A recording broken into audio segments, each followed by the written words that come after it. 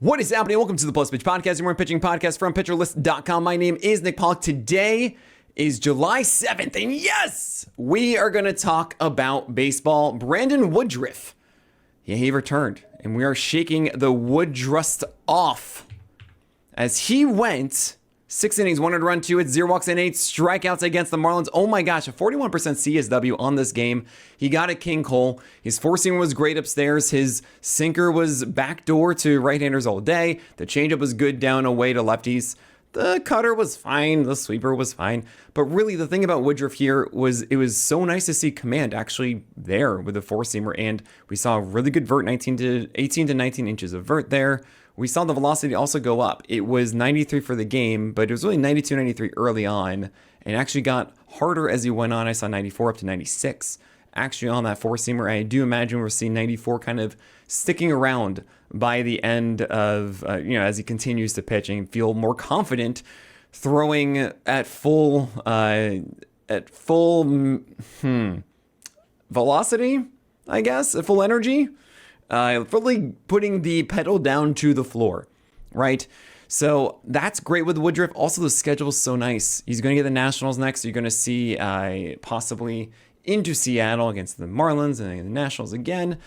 And I just think this is a good situation. So normally when we have these good starters all of a sudden or good starts, we get a bad matchup next. And no, this is actually a perfect combination of taking a chance, also having a lower or a higher floor than we normally would after. So good stuff there with the Woodruff. Let's just hope that the velocity does continue to rise a little bit.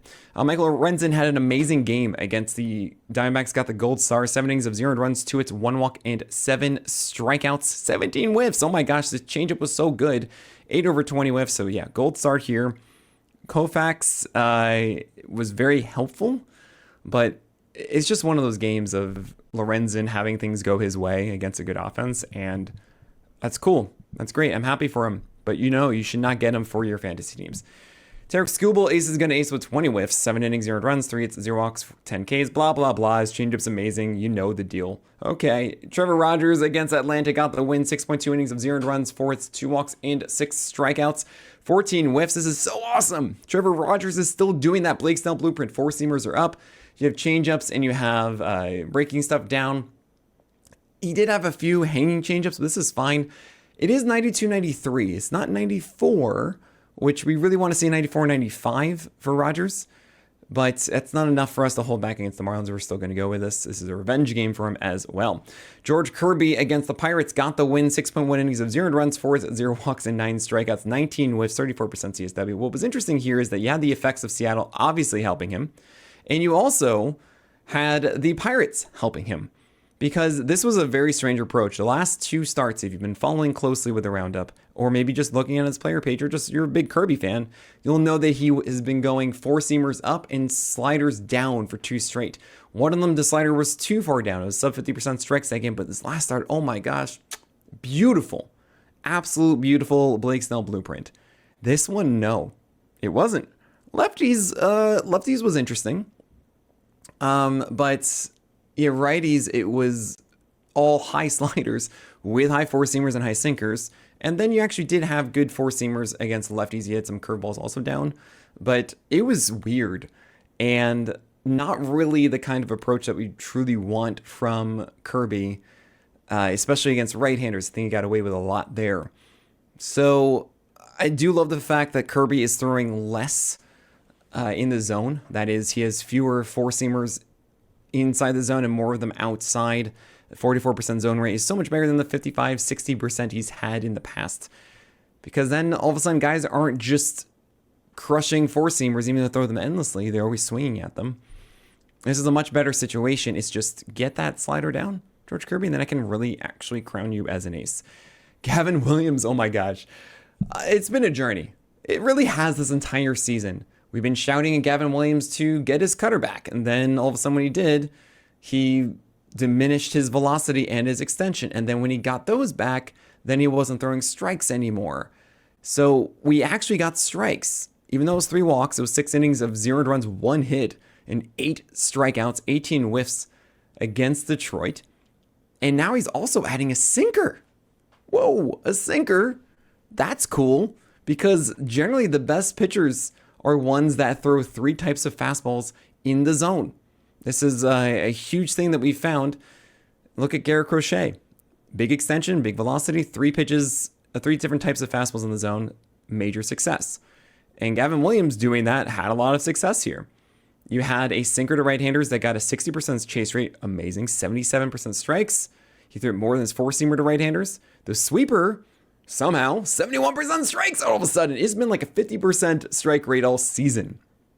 7 over 17 whiffs with that. Oh my gosh. And then you have the four-seamer, which is at 96 plus, 70 feet of extension. You have the four-seamer and cutter going upstairs. It's great. The curveball, yeah, sure, 42% strikes, but 5 out of 19 whiffs for Gavin Williams' curveball. Man, I don't know if we can buy this. I don't think we can, because he's just not been this the entire season. But oh my gosh, Gavin, please tell me that you are going to go cutter, four-seamer, sinker for strikes moving forward.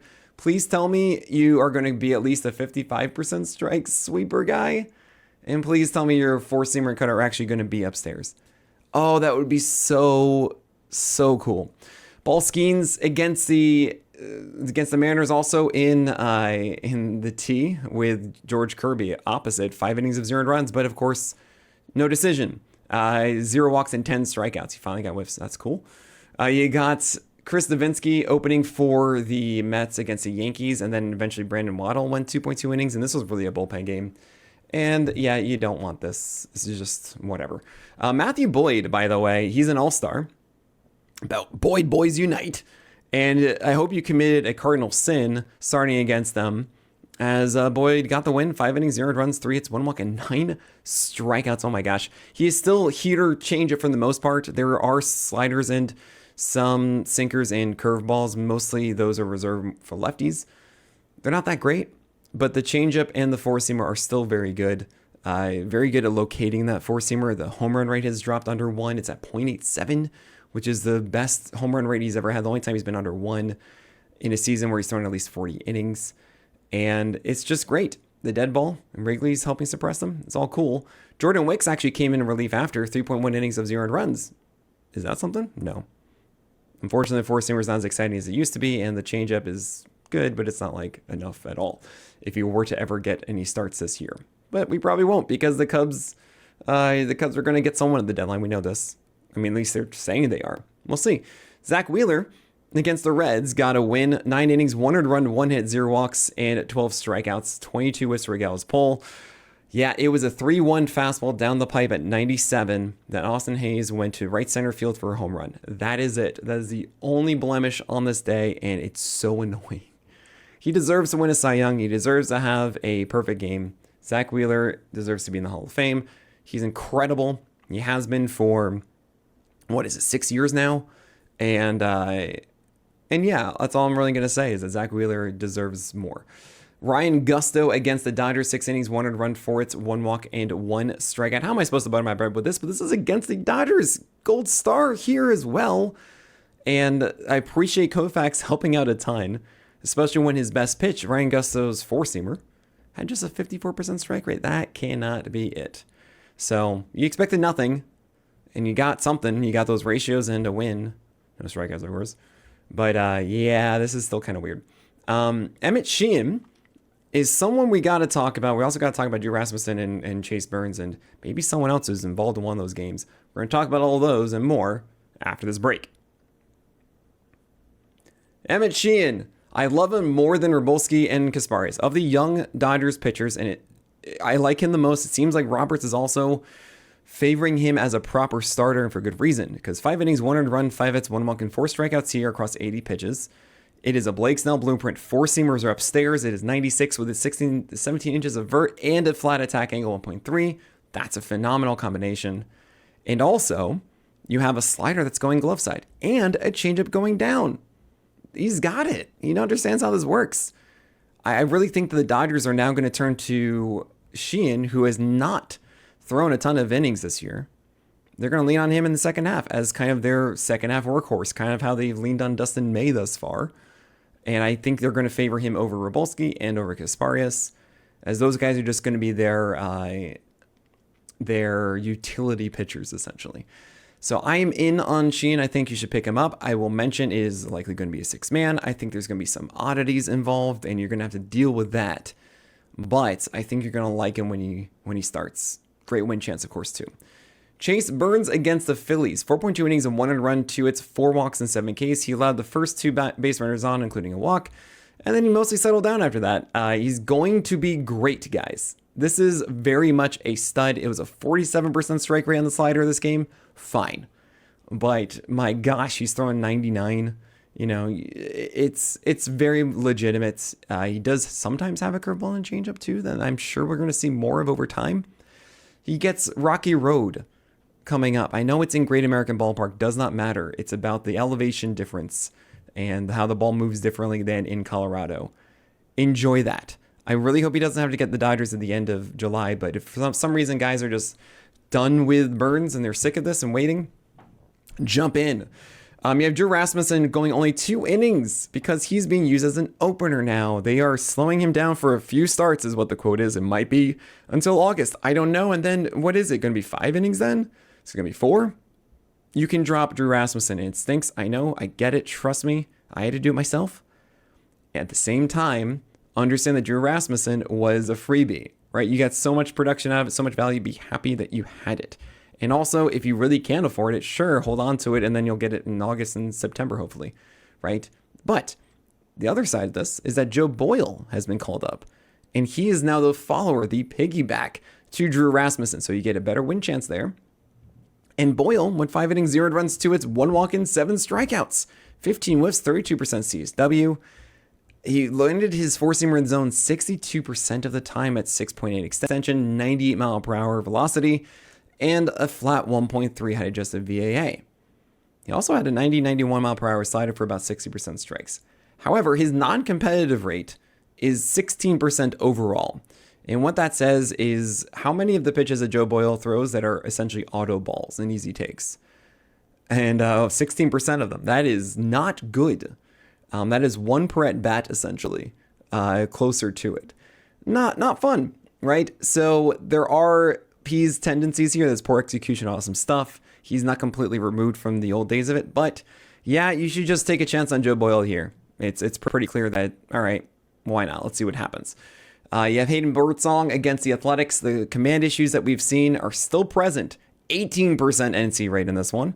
Only 45% strikes on both his 4-seamer and his changeup, which is just, no, they can't do that. 2 most thrown pitches there. But it was 5 innings of 1 earned run against the Athletics in Sacre Verde for a win. 3 hits, 5 walks, 6 strikeouts. Just get off this train, guys. He is so not worth it.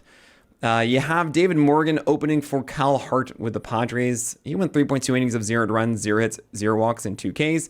That's perfect, but it's not perfect because it's really not that good of an arsenal.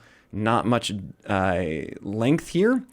And you also have really a changeup that mimics the sinker's movement, but just slower, which isn't really what you want. You want more drop to it.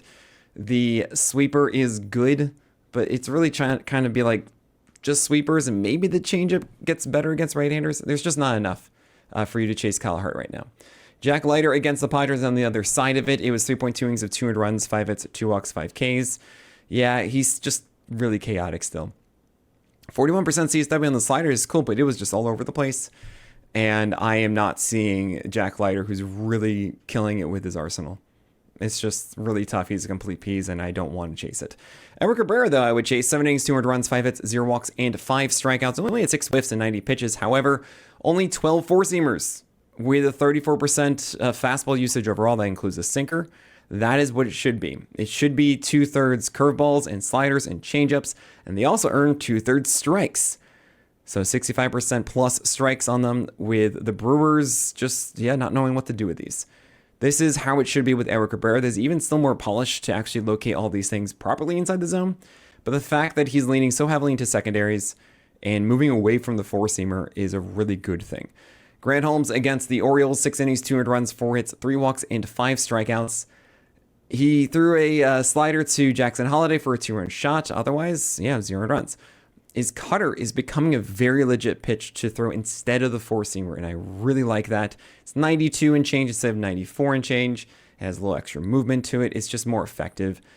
And the slider is still incredible. The curve is looking good. Grant Holmes, the real estate broker, is in a good place. I know it's a 1.17 whip. He had 3 walks in there, only 5 Ks, but 17 whiffs. You guys know this is working out well. He's just not getting any run support. Joe Ryan, 6 innings of 2 earned runs, 6 hits, 1 walk, and 8 strikeouts. Ace is going to ace. It's all great here. 94 to 95 on the velocity of the fastball is great, and he actually didn't even locate the four-seamer as well as we've seen. Awesome.